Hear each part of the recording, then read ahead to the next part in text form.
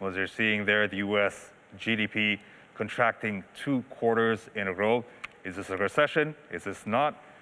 To talk more about this, we are joined by the Chief Economist of Bank BCA, David Sumwa. Hi, Pak David. Thanks so much for joining us again this afternoon.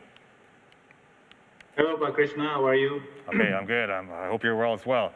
But figures are not so well coming out of the U.S.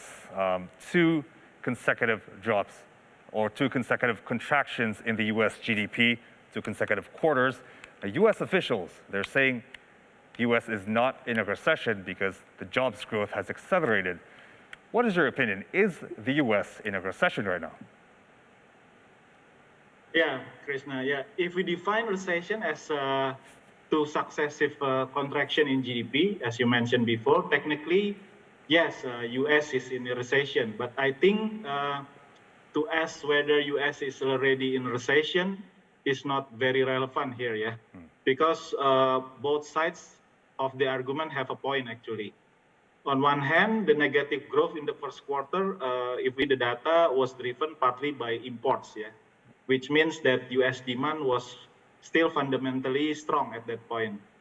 But on the other hand, if some U.S. government officials said that U.S. is not in recession just because job growth is still very strong, I think it's also inaccurate, yeah, because job data typically lags behind the business cycle, yeah.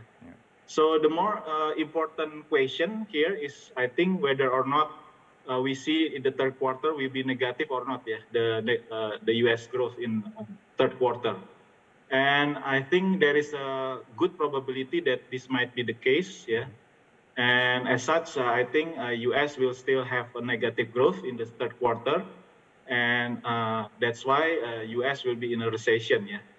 So in my opinion, it's highly likely that the U.S. will have another negative growth in the third quarter, yeah, of this year. Right. So essentially, you're saying the U.S. will fall into a recession by the third quarter. Just want to confirm that. Yes, right. That's correct. Okay. Krishna. Right. And of course, Janet Yellen, the U.S. Treasury Secretary, despite all this, she said that the U.S. economy is still resilient.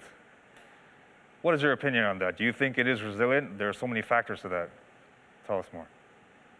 Yeah, as I mentioned before, job growth actually is really strong. Yeah, we see the unemployment rate is also actually declining. Yeah, but some other data, especially production and also spending, actually weakening.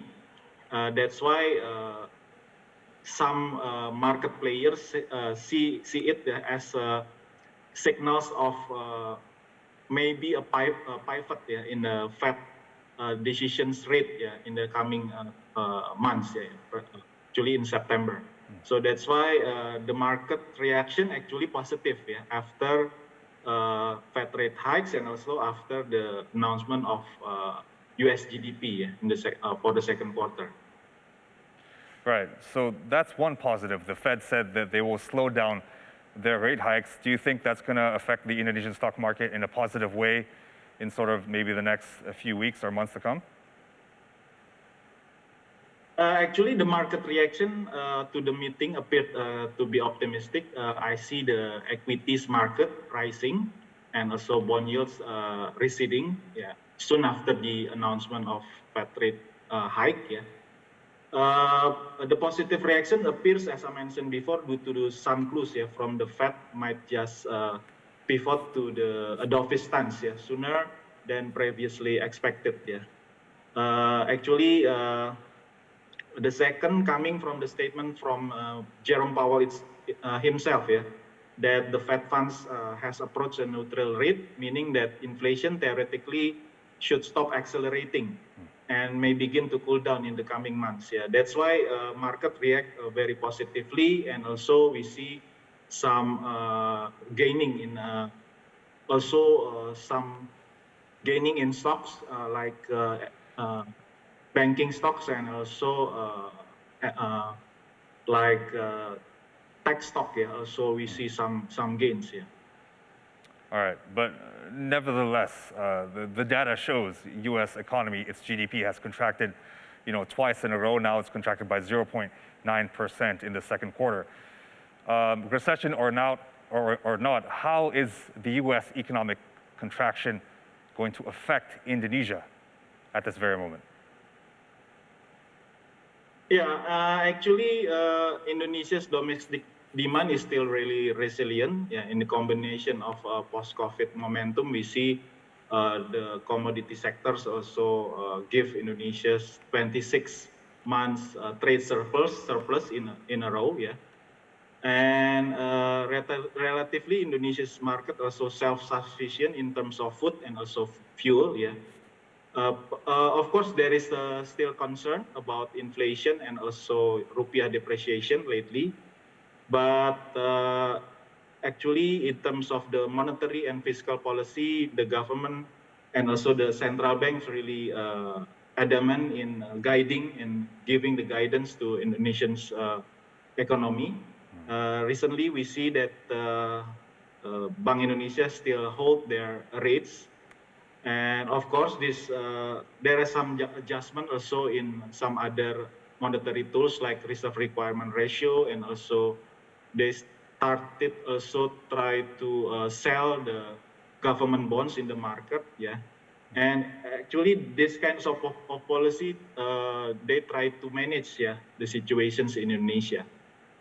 So so far, actually, Indonesia, I think we can still manage a very positive growth in 2022. I think we'll still manage the growth around 5% in this year. All right, despite what's happening in the U.S. But as you mentioned before, you were projecting that in the third quarter, the U.S. GDP would contract again, essentially making it a recession in the United States. I mean, is this something that Indonesia and Indonesians should be worried about in the coming months, coming to the third quarter, a possible recession in the U.S. in the coming months? Actually, we see that perhaps in the third quarter we see some slowdowns in commodity markets. Of course, it will affect Indonesia's exports, especially provinces outside Java will be affected by the slowdown of commodity prices in the third quarter. But the domestic sectors actually will be stronger in the third quarter and fourth quarter. We see the consumer confidence really strong. The latest survey shows that the Indonesia's consumer very optimistic with the economy. And it will affect much to the economy because 60%, around 60% of Indonesia's economy driven by the domestic sector, especially the consumer one. Yeah. Okay. And also investment is quite promising. Also, some of the big investment will be realized in the second half of this year. And also we will see government spending mostly will be spent in the second half. Yeah, it's ordinary things. Every year we see that the government spending actually stronger in the second half of the year. Krishna. All right, but foreign investments, will that be all right? Will that still be okay? Especially as you said, you're projecting that the U.S. could be in a recession. Foreign investments into Indonesia, would that still be okay? Yeah, we see from the current visits of President Joko Widodo to some countries, especially in East Asia. There are some promising investment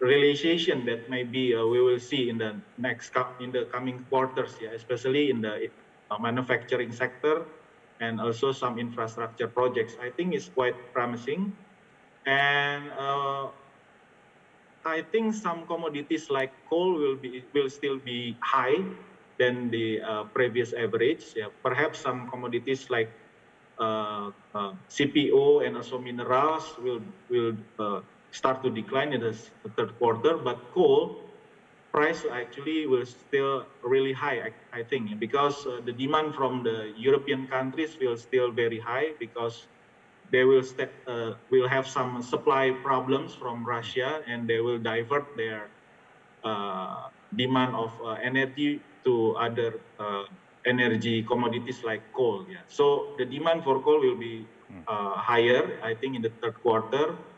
And also the pressure from the high oil prices will also recede in the third quarter, because we see that oil prices also recede, and it will help Indonesia's budget actually. Yeah, the government budget actually, we see some receding pressure, yeah, in the third quarter. All right. So you are still positive, but despite your projections that the U.S. economy could, essentially fall into a recession in the third quarter, still Indonesian economic fundamentals are still strong. Consumer demand is strong. Exports will be strong. So let's hope that's what happens in the next few months.